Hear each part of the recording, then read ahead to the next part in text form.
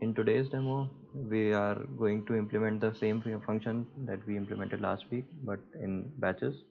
So to achieve that, we have created different managers for each of the things that we are going to use: texture, image, sprite box, and a manager to all the batches that we are going to be rendered onto the screen. All these managers are singleton classes. That is, they are going to be initialized only once, and then only one new is going to be called on them in the whole game. Uh, in the texture manager, we add the texture that are going to be used. Over here, we are using only one texture. All the images that are going to be used from the texture, from the coordinates, we can extract the images and make it available for further use. We create sprite.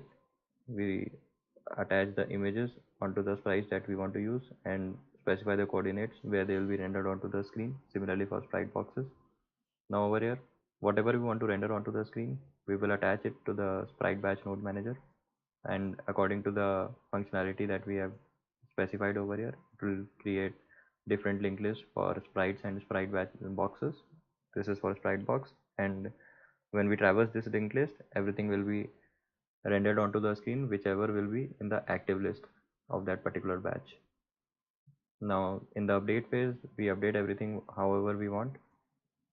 And the main thing to notice over here is in the draw phase, we are using a single draw only, but when we run the program, multiple things get rendered onto the screen, which we can see over here, and they are all getting updated according to the functionality that we have defined.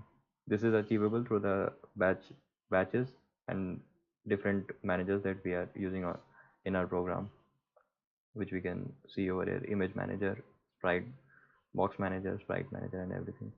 One thing to notice over here is that in my sprite, I have also defined some custom functionality where we can swap the color of the sprite and the image of the sprite.